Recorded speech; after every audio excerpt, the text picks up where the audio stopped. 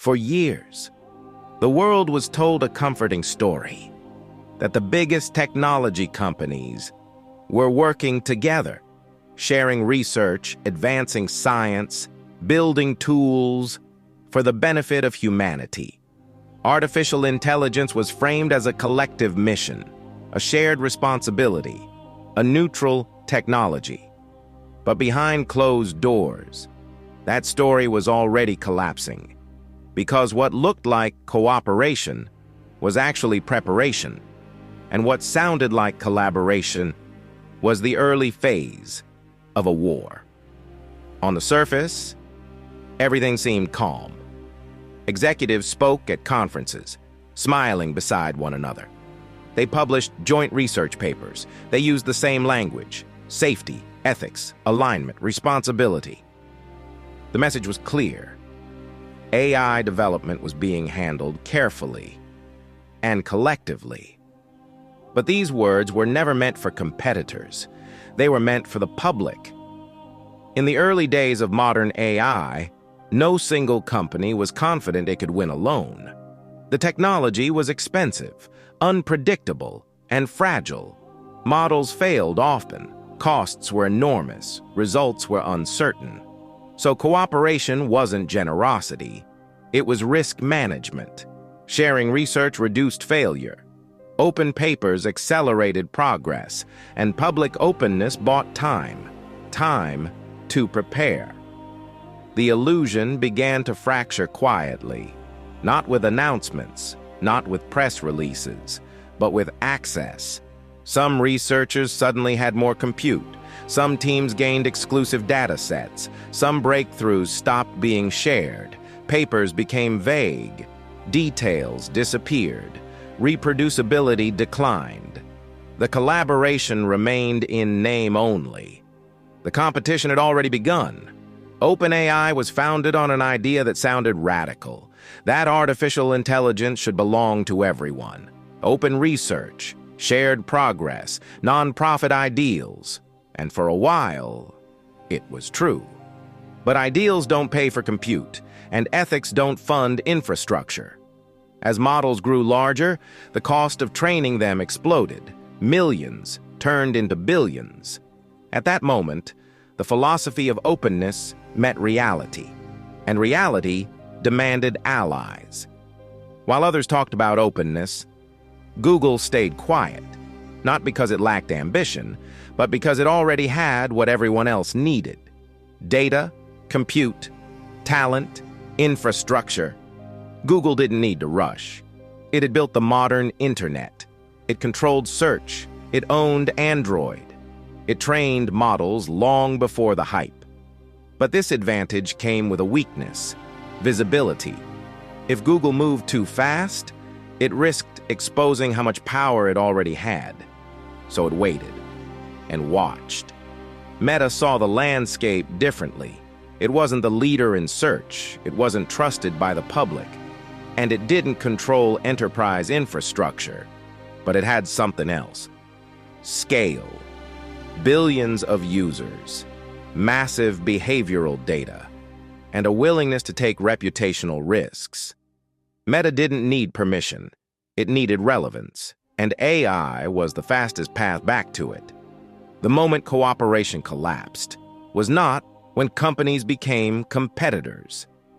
It was when AI became strategic, no longer a research project, no longer an experiment, but a weapon. A system capable of shaping markets, influencing behavior, and redefining power. At that point, sharing was no longer safe, and trust became a liability. There was never a public declaration of war. There didn't need to be. The rules changed silently. Research became guarded. Talent became aggressively recruited. Compute became locked behind contracts. Each company understood the same thing, without ever saying it aloud. Only one could lead, and falling behind was not an option. What followed was not innovation for progress. It was acceleration for survival. Budgets exploded, timelines collapsed, and caution disappeared. the birth of the AI arms race. The moment cooperation ended, speed replaced caution. Timelines that once spanned years were compressed into months. Budgets that required justification were approved without hesitation. Artificial intelligence was no longer a research goal. It had become a race. And in a race like this, there are no second places. For decades, AI research followed a familiar rhythm: slow progress, peer review, incremental breakthroughs. But something changed. Executives stopped asking what researchers were building and started asking how fast it could be deployed. Models were no longer judged by elegance, but by advantage. Who could release first? Who could scale fastest? Who could capture users before competitors reacted? This was the moment AI stopped being science and became infrastructure. In traditional technology races, being second is survivable. In AI, it isn't. The first system to reach scale gains: user data, feedback loops, model refinement, market dominance. Every interaction improves the system. Every delay compounds disadvantage. This creates a dangerous dynamic. The leader accelerates while everyone else panics. And panic is expensive. For OpenAI, the pressure was immediate. The models were improving rapidly, but the costs were unsustainable. Training advanced systems required massive compute, specialized chips, continuous retraining. The nonprofit structure that once defined OpenAI could not support this reality. And so a quiet transformation began, one that would redefine the balance of power in AI. Inside Google, something unexpected happened. Fear, not public fear, internal fear. Engineers understood the implications immediately.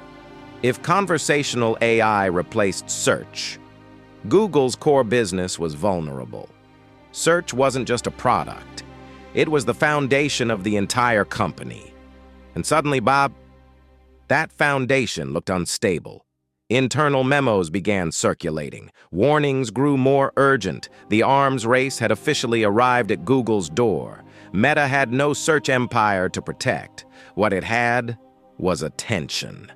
Billions of users, endless engagement, and declining trust. AI offered Meta something unique, a chance to redefine itself, not as a social network company, but as an AI platform. But Meta knew it could not win by copying Google or OpenAI, so it chose a different weapon: openness. Once the race began, there was no way to slow it down. Hiring budgets exploded. Chip shortages intensified. Energy consumption surged. AI models doubled in size, then doubled again. Every release forced competitors to respond. No one wanted to blink first, because blinking meant falling behind. Publicly, every company emphasized responsibility. Privately, priorities shifted. Testing cycles shortened. Deployment accelerated. Guardrails loosened. Not because leaders were careless, but because hesitation had become dangerous. In an arms race, the risk of restraint can outweigh the risk of speed. By the time the public noticed what was happening, the race was already well underway. Budgets had been locked in, strategies finalized, alliances forming. Google looked untouchable. It dominated search, controlled advertising, and quietly led AI research behind the scenes. But inside the company, confidence was beginning to crack. Not because Google lacked technology, but because it suddenly lacked certainty. Google's entire empire was built on one assumption: that users would come to it, to ask questions. Search queries powered advertising. Advertising funded everything else. But conversational AI changed the equation. Instead of links, users wanted answers. And answers didn't need 10 blue links. They needed one voice: the code red moment. When OpenAI's models began attracting public attention, Google reacted fast, internally. A phrase began circulating. Code red. It wasn't a marketing slogan. It was a warning. Executives demanded immediate responses. Teams were reorganized overnight. Projects once considered experimental were pushed toward deployment. The calm giant had entered crisis mode. Why Google hesitated for so long? From the outside, Google's slow response looked like arrogance, but internally, the hesitation was strategic. Google understood the risks better than anyone. Hallucinations, bias, misinformation. A broken search result is inconvenient. A broken AI answer is dangerous. Google feared that releasing too early could destroy the trust it had spent decades building. And trust was its most valuable asset. Inside Google, two factions emerged. One side demanded speed. They argued that delay meant irrelevance, that competitors would define the future, that hesitation was weakness. The other side demanded caution. They warned of lawsuits, regulatory backlash, and irreversible reputational damage. Both sides were right, and that made the decision impossible. As the debate intensified, another problem surfaced. People began leaving. Top researchers, veteran engineers, architects of foundational models. Some left quietly, others joined competitors. Every departure sent a signal. If Google couldn't decide, someone else would. Eventually, indecision became more dangerous than risk. Projects were fast-tracked. Safeguards were reduced. Internal tools were repurposed for public release. Google wasn't trying to win. It was trying not to lose. And in an arms race, that's a vulnerable position. When Google finally responded publicly, the reaction was mixed. The technology was powerful, but expectations were higher. Mistakes were magnified. Errors went viral. Critics questioned competence. For the first time in decades, Google looked reactive, not dominant. What Google really feared? It wasn't losing users overnight. It was losing default behavior. Once people stop Googling questions, they don't easily go back. Behavioral shifts are permanent, and AI was training users to behave differently. That realization haunted the company. Google had the tools, the talent, and the resources, but something else was missing. An ally willing to absorb risk. OpenAI's alliance with Microsoft. The moment everything changed. OpenAI faced a reality few outsiders understood. Its models were improving rapidly, but survival was becoming uncertain. Talent alone wasn't enough. Brilliance wasn't enough. Artificial intelligence had become too expensive, too power-hungry, too large to exist without backing. And OpenAI needed more than funding, it needed protection. Why OpenAI couldn't stand alone? Training frontier AI models demands more than code. It requires massive data centers, custom chips, continuous electricity, long-term infrastructure commitments.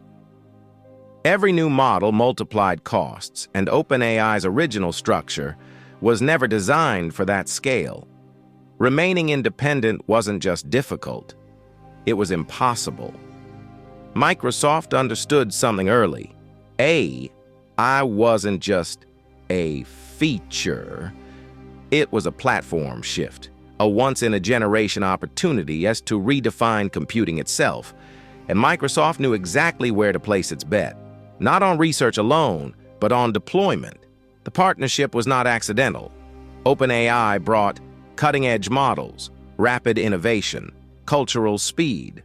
Microsoft brought Azure cloud infrastructure, enterprise reach, capital without hesitation. Together, they formed something no competitor could ignore. A closed loop, models, trained on Microsoft infrastructure, deployed through Microsoft products, used by Microsoft customers. Google had everything Microsoft had, except one thing: willingness. Google's business depended on stability. Microsoft's depended on disruption. Microsoft could afford risk. Google could not. And that difference mattered. The true strength of the alliance wasn't the model. It was access. AI integrated into office tools, developer platforms, enterprise systems. Suddenly, AI wasn't something users searched for. It was something they used every day, by default. That shift was irreversible. OpenAI's transformation. The partnership changed OpenAI itself. Decision-making accelerated, budgets stabilized, roadmaps expanded. But something else changed, too.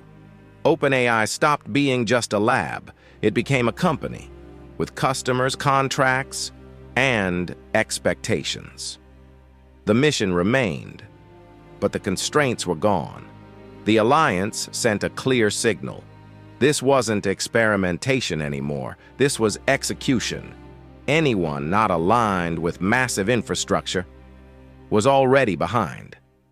The race had entered a new phase. Meta saw the threat immediately. This wasn't about model quality. It was about lock-in. Once enterprises adopt AI deeply, they don't switch easily.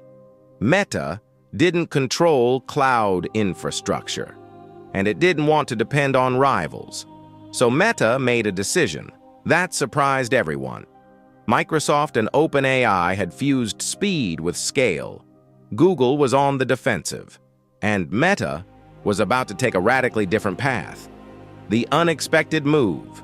While others were locking their models behind APIs and contracts and enterprise deals, Meta did something few expected. It opened the doors, not partially, not cautiously, but deliberately. And in doing so, Meta changed the rules of the war. Meta was not Google, and it was not Microsoft.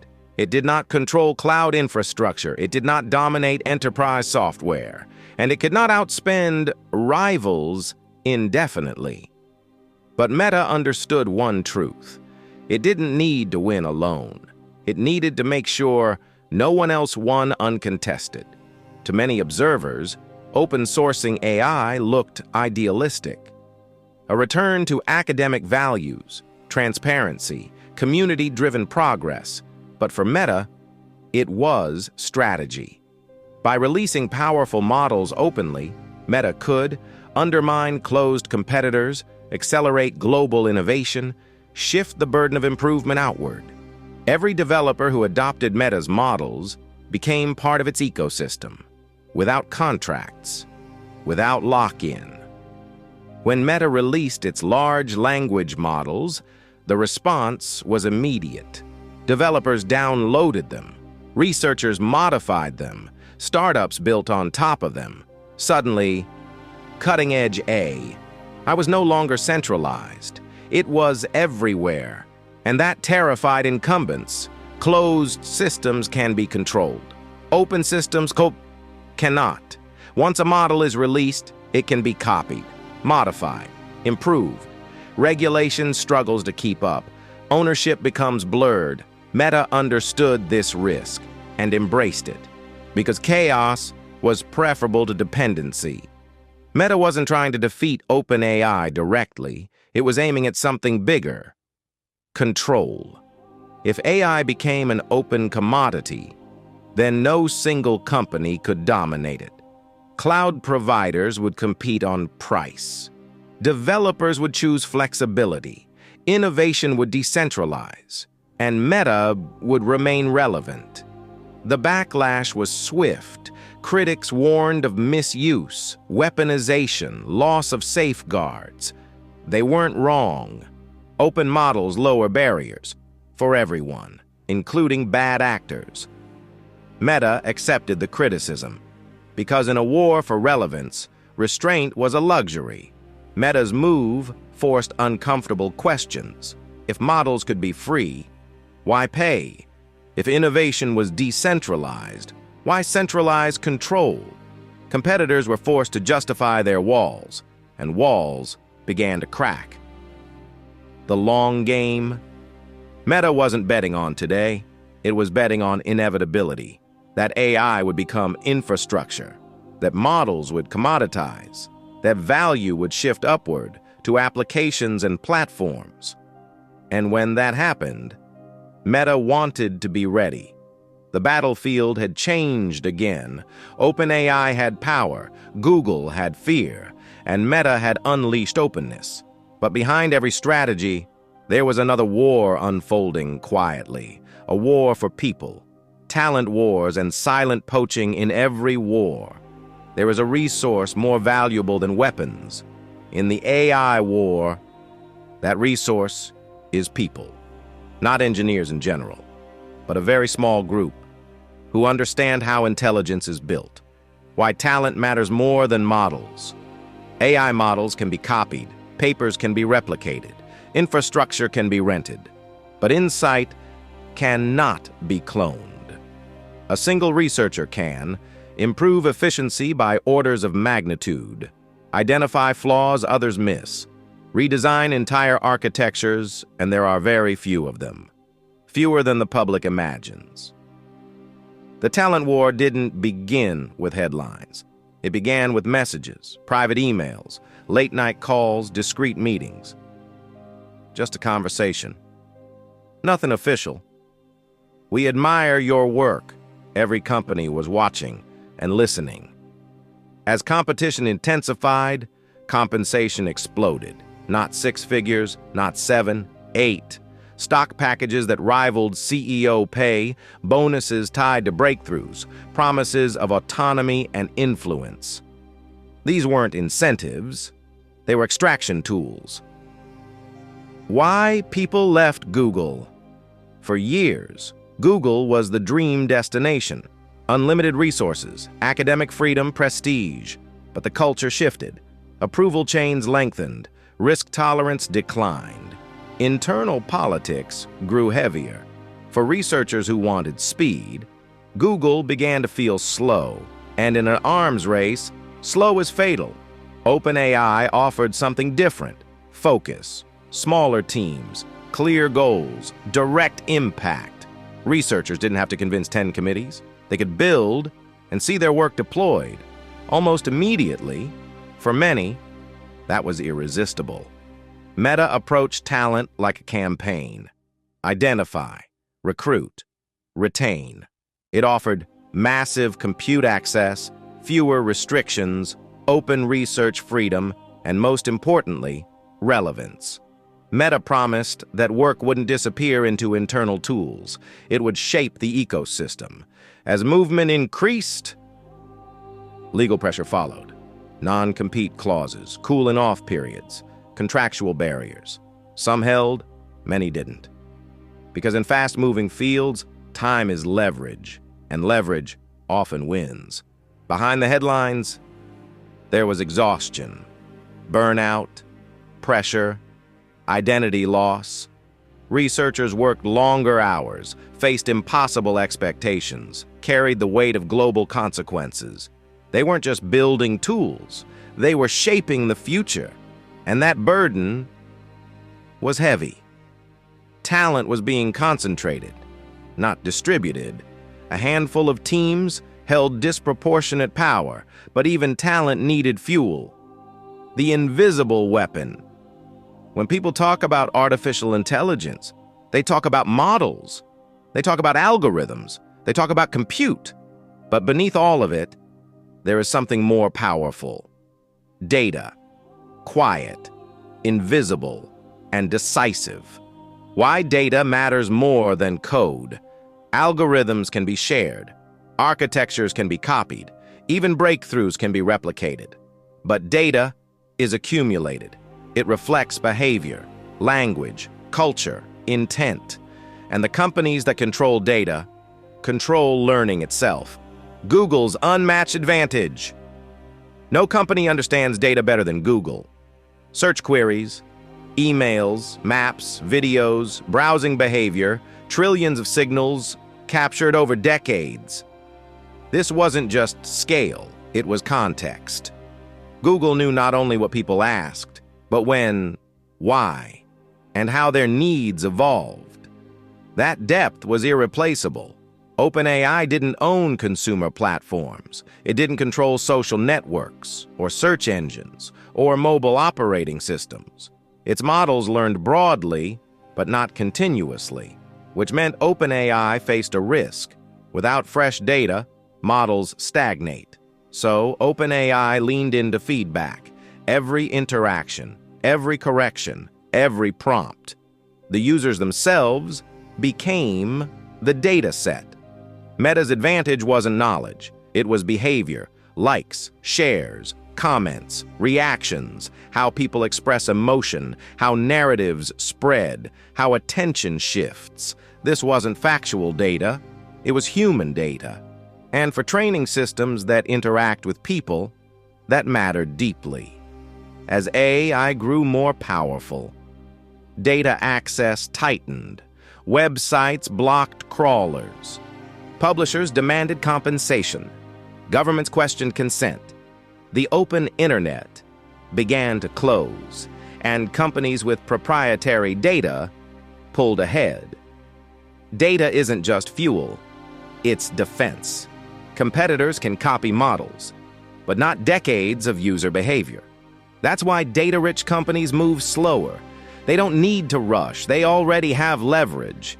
Data comes from people, and people didn't consent to an AI war. Questions emerged. Who owns interaction data? Who profits from learning? Who bears the risk? These questions had no easy answers, and ignoring them was becoming dangerous. As models grew larger and data scarcer, another constraint emerged, one that money alone could not solve: compute, chips, and power. The physical limit. Artificial intelligence feels digital, invisible, weightless, abstract. But behind every intelligent system, there is something very real: metal, electricity, and power. Modern AI does not fail because of ideas. It fails because of limits. Limits of processing speed, memory, energy, heat dissipation. Every larger model demands exponentially more compute, not slightly more, exponentially more, and that changes everything. At the center of this struggle are chips, specialized processors designed for parallel computation, GPUs. Originally built for gaming, they became the backbone of modern AI. And suddenly, a handful of manufacturers controlled the future. If you couldn't secure chips, you couldn't compete. Google anticipated this years earlier. It didn't wait. It built its own chips, tensor processing units. TPUs weren't just faster, they were optimized. Designed specifically for Google's workloads. This gave Google insulation. While others fought shortages, Google had leverage. OpenAI didn't own chips. It didn't build factories. It relied on partners. Microsoft's cloud became its lifeline. Every training run, every deployment, every scaling decision flowed through Azure. This dependency was strategic, but it was also a constraint. Meta faced a different challenge. It had scale, but not enough compute. Its social platforms generated enormous data, but training models at frontier scale required more. So Meta invested heavily. New data centers, custom hardware, energy infrastructure. AI demanded electricity at unprecedented levels. AI models consume more power than cities. Cooling systems run continuously. Energy grids strain. Suddenly, electricity was no longer a utility. It was a competitive advantage. Companies began negotiating directly with power providers. Some even planned private energy solutions. Because without power, there is no intelligence. Compute isn't just corporate, it's political. Chips are manufactured in specific regions. Supply chains cross borders. Export controls shape access. Governments realize that AI dominance meant national influence, and restrictions tightened. The AI war had gone global. As compute centralized, so did attention. Governments began watching closely, asking questions, writing laws, regulation as a weapon. When laws become battlefields, in any war, control the rules and you control the outcome. AI was no exception. As models grew powerful and influence spread, governments noticed. But regulation wasn't neutral. It became another weapon. Rules can slow a rival. Compliance costs money. Approval delays halt progress. Companies began lobbying aggressively, not just to influence law, but to shape the battlefield. The giants weren't just creating AI, they were creating the conditions to dominate it. OpenAI and Microsoft quickly realized the stakes. Policy could aid T. Protect their investments. Prevent competitors from scaling. Encourage public trust in their platforms. Lawmakers were educated. Research reports submitted. Public hearings attended. The message was clear. Control the rules. And you guide the future. Google faced a paradox. It had the largest models, the most data, unmatched infrastructure. But regulation could constrain them. Internal debates began. Release cautiously, risk irrelevance. Release aggressively, risk lawsuits and fines. The result?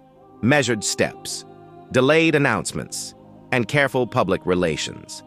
For Meta, regulation was double-edged. Open sourcing models accelerated adoption, but it also attracted scrutiny. Privacy advocates questioned user data. Governments questioned liability. Media warned of misuse. Meta had to balance speed against a rising regulatory storm.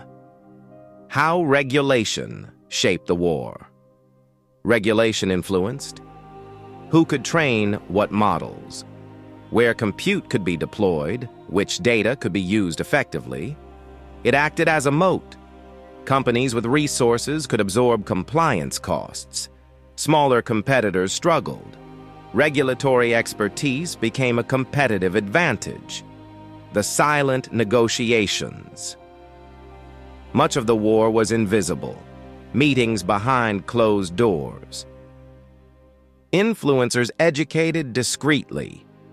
These moves were invisible to the public, but decisive, because in AI, time is leverage. And the law can buy or lose time faster than any model. Rules set today shape the power of tomorrow. Companies realized they were not just racing models. They were racing regulation. Every delay for compliance is a competitive risk. Every insight into policy is an advantage.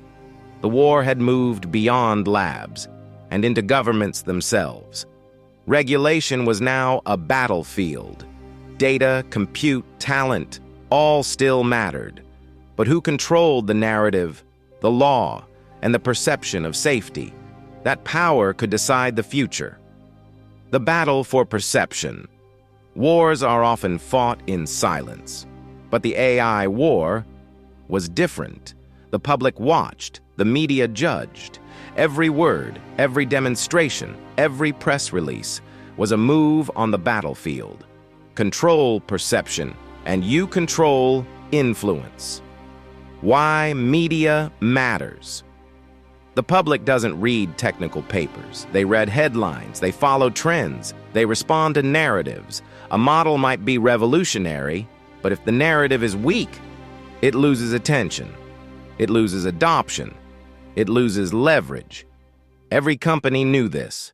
Every release was carefully choreographed. OpenAI mastered the art of intrigue. Early demos captured attention. Press releases teased capabilities. Interviews emphasized ethics without slowing progress. They framed themselves as responsible, visionary, transparent. The message were powerful, but careful. It built trust and hype. Simultaneously, Google faced a paradox. technically superior models, but public perception lagged. Years of internal debate slowed announcements. Caution became a liability. Competitors gained attention. Media stories highlighted delays. Google realized the public war could matter as much as the technical race. Meta had to repair trust. Years of scandals had damaged credibility. The approach was bold, open sourcing models to win favor, framing AI as empowering users, highlighting ethical research. Meta's message: we're transparent, we're responsible, we're part of the community. It was a narrative weapon designed to shift attention from rivals. Public demos, viral tweets, headlines, social media trends, every story shaped adoption. Companies began timing releases strategically. Leaks became tools. Quotes were curated. Narratives rehearsed. The AI war was now a war of attention. The danger of perception. Perception can overtake reality. A weaker model can dominate if the story is compelling. A powerful model can falter if the narrative fails.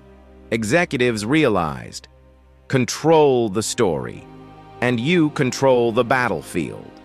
This principle shaped decisions, sometimes more than data, compute, or talent. When OpenAI, Google, and Meta release announcements, they weren't just updates, they were signals. Signals to investors, signals to regulators, signals to rivals. Each company monitored reactions, adjusted strategy, exploited weaknesses. The battlefield had gone public. The war was now everywhere. Labs, servers, boardrooms, parliaments, newsrooms. And the next phase was the integration of AI into everyday life, where adoption itself became a weapon, and the ultimate prize was influence over billions. AI in everyday life, the ultimate weapon, from labs to living rooms. The AI war was no longer contained. It had left the labs, left the boardrooms, and entered our homes, our devices, our lives. Every interaction, every recommendation, every automated decision was now part of the battlefield. Models don't win by existing. They win by being used. The more people interact, the faster the system learns. The more data it collects, the more influence it exerts. Adoption is power. Every click, every prompt, every engagement becomes leverage. Google had an advantage. Billions of users already depended on search, email, maps, and apps. Embedding AI into these products, even subtly, meant immediate reach. Every interaction reinforced its models. Every user taught the system. Every habit created stickiness. This was power invisible to most people. OpenAI leveraged Microsoft platforms strategically. Office, Teams, and Azure integrations weren't just convenience. They were pipelines. Every document checked by AI, every prompt generated, every enterprise adoption reinforced influence. OpenAI's models didn't just exist, they became indispensable. Meta approached adoption differently. Attention was its weapon, behavior was its data. AI recommendation systems optimized feeds, suggested connections, and curated content. The more users engaged, the more the system learned. The more Meta controlled attention. Influence over billions became a byproduct of daily interaction. The network effect. Once AI becomes part of daily life, switching costs rise. Users adapt. Behaviors shift, expectations change. Competing models face inertia. Even superior models struggle to displace entrenched ones. Adoption itself became the ultimate defensive moat. With influence comes responsibility, or the lack of it. Algorithms subtly shape decisions, opinions, consumer choices, social discourse. And the public is largely unaware. The weapon isn't the AI. It's the behavior it trains. Every interaction is a micro-consent. Users click, scroll, generate prompts, feeding models silently. This accumulation of engagement becomes power. And in the AI war, power is the final prize. AI has left the laboratory. It has left the corporate walls. It lives with us. Every app, every platform, every recommendation is now part of the battlefield. Who actually wins this war? The question no one can avoid. After the race, after the alliances, after the data, chips, talent, and regulation, one question remains. Who actually wins the AI war? Is it the company with the best model, the deepest pockets, the most users? Or is the answer far more uncomfortable? History offers a warning. In every technological revolution, the expected winners rarely dominate forever. Early leaders fall. New players emerge. Power shifts. AI is no different. The companies racing today are not guaranteed victory tomorrow, because intelligence is not a product. It's a moving target.